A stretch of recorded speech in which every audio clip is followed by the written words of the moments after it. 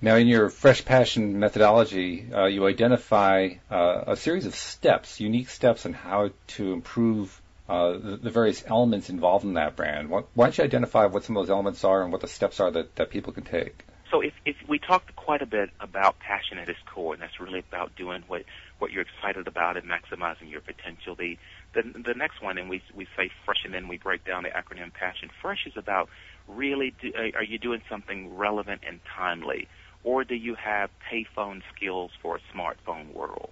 If you are a business owner, are the solutions that you're providing fresh and relevant? What am I doing to make my brand stand out? You think about it from just a social media perspective. Your brand should have some element of that, because that's where marketing is going. That's how we're meeting consumers and having a dialogue with them. So am I fresh and relevant in whatever field I'm in, and what do I need to do to become fresh? You know, you mentioned social media, and outside of my LOA Today life, I'm an online marketer, and I help companies do online marketing.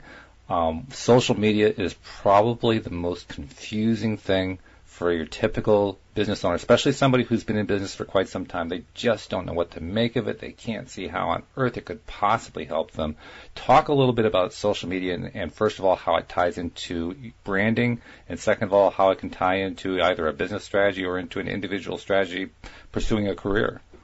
You think about it today, our consumers have changed, and you have to meet them with a timely, a relevant, and a pain-solving message where they are today. And everybody is living from the palm of their hands with their smartphones. Right. That's where they are. They're not going to the newspaper. They're not going to the magazine. They're not turning on the TV. Or if they turn on the TV or go to the magazine, they're doing it all from the palm of their hands. It's about connecting with the customer with a fresh and relevant message where they are today. That's what social media does. And people are more trusting of you when they see some engagement in the social communities, because other people are having a chance to look at you, they're having a chance to comment, because nobody is going to publish an advertisement in the newspaper to say that we're a bad company. You're going to make it very nice, you're going to make it very glossy, and you're going to promise the world. Social media gives us a bit of rawness and a bit of transparency that folks can say, is that widget really worth $100? One of the biggest challenges for a company that is first engaging in social media, and indeed for an individual who, especially perhaps an older individual, because the young, they kind of absorb the social media through their fingertips. That's part of how they grew up. But somebody, say, in their late 30s, 40s, 50s, it's new, it's scary. It's like, that's where they talk about what their dogs did in the backyard. I don't understand. For somebody like that, what do you say to them in terms of where to begin in terms of using social media to brand yourself? Where on earth do you start? Well, first of all, you start with the brand. What is my core message? What's my core value proposition?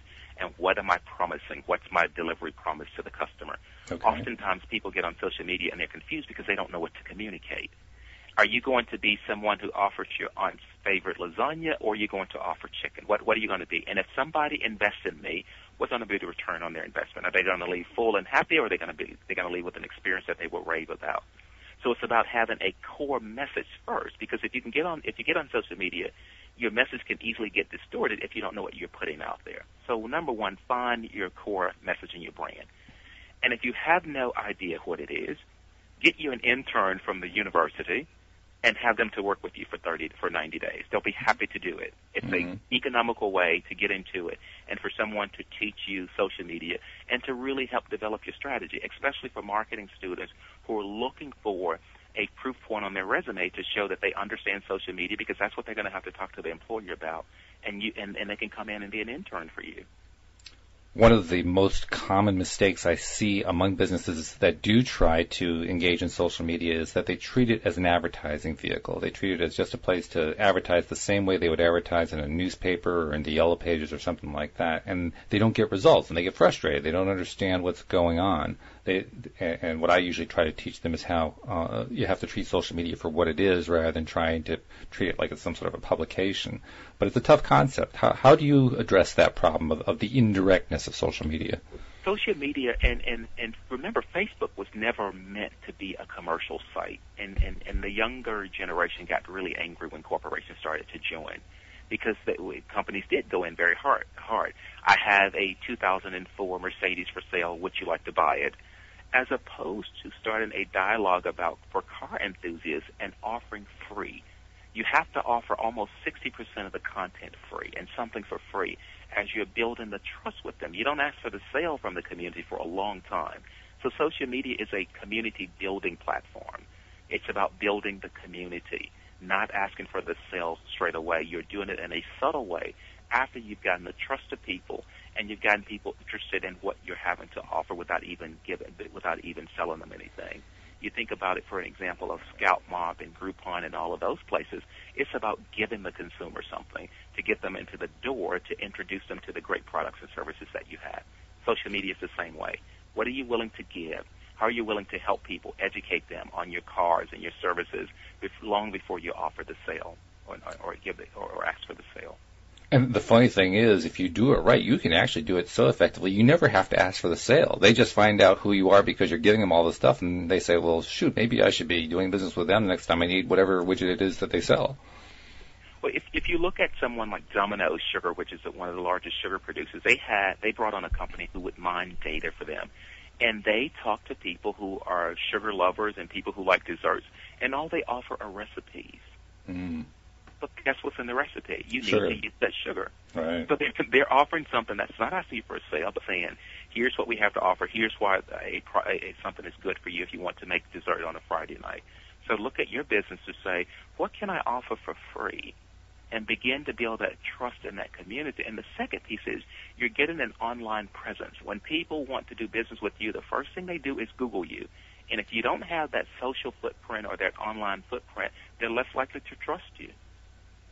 What we're really talking about here is what I call, in my business, I call it a topic bridge, because while people don't necessarily want to hear you as a plumber talking about, well, I go in and I can solve any plumbing problem and yada, yada, yada.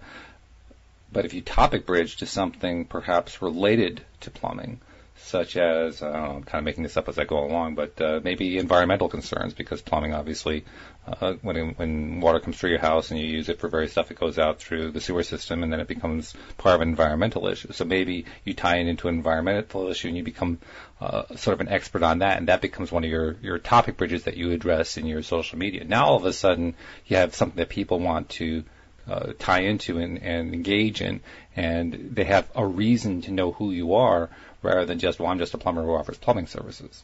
Correct. Yep, that's probably one of the most difficult concepts to not only understand but to teach as well, because I just know from personal experience, you can explain it to people, you can explain it to business owners, and they'll say, yeah. So, how do I get to the top of the rankings again? It's an ongoing piece of fun, that's for sure. I'm sorry, go ahead. I'm sure I feel your pain there. Oh. Yeah, it's a challenge, but it's also what makes it fun. So I wanted to get back to the steps that you identified. One of the points that you make in your literature is that it isn't just a question of knowing what the steps are, it's a question about practicing them and how practice makes perfect. Talk about that for a bit. So it's okay. I have this brand, and it's a great brand. It's about now delivering the proof points. Who has experienced this brand, this great brand of I, and what were the results? And how I can duplicate those results for the next company, the next organization, the next individual. So take my brand out to the marketplace, and what you will find is oftentimes it will need to be refreshed. It will need to have a different angle, a different stand, still stand with the core of your passion and who you are, but that it needs to respond to a changing demographic, a changing audience. Women don't receive it the same as men. Young people don't receive the same as more senior people. So how do you take that brand and have it reach across all of the target audience? And that will come through practice and presenting it to folks and saying and getting feedback on how do I refine this to make it even more exciting and appealing for the next quote-unquote buyer. And the funny thing about the kind of branding we're talking about here, because we're not talking about, again, we're not talking about the kind where you just create this image that isn't really you. We're talking about tying into who you really are. So when we're saying practice makes perfect, what we're really saying is perfecting the art of putting out there who you are. And that's really what it's all about, because the more you do that, the more people find out who you are, and they become interested in you, and they want to engage with you, and all that ties into what we're talking about with social media. It ties into what we're talking about developing a career. It ties into all of it.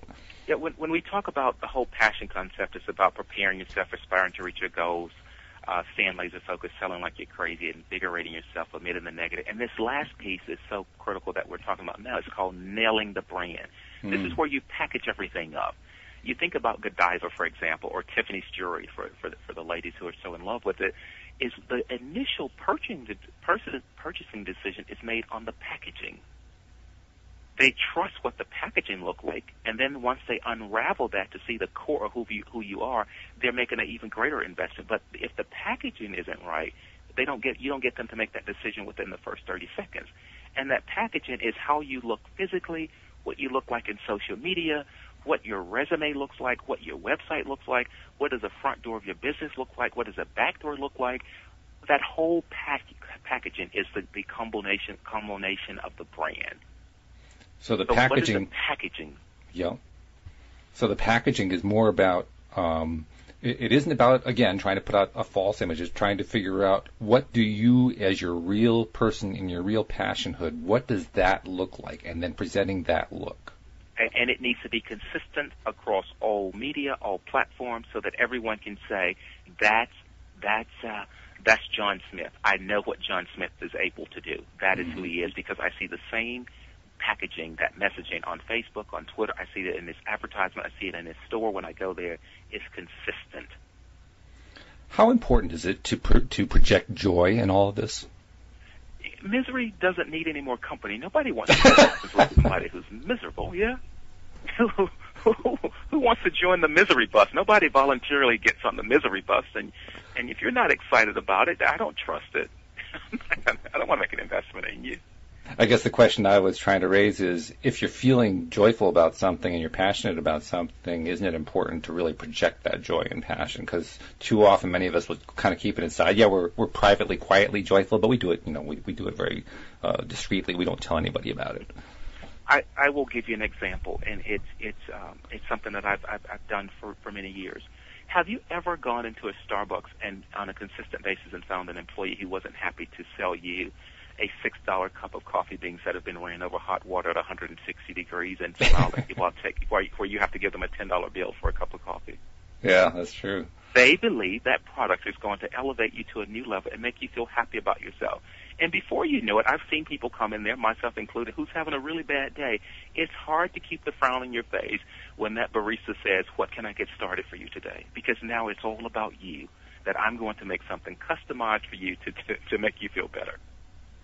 One of the coolest things for me as I was developing myself over the years was coming out of my shell. I was very, very introverted. I have learned extroversion in order to survive, but in the process of learning that, what I discovered is I've always been somebody who likes to connect with people, who enjoyed it, but I always kept back. I was always in the background, and I would not engage unless I was engaged with first. But as I learned to put myself out there in small incremental ways, I found all these opportunities opened up for me to engage with people on a personal level. And that made it easier for me to come out of the shell.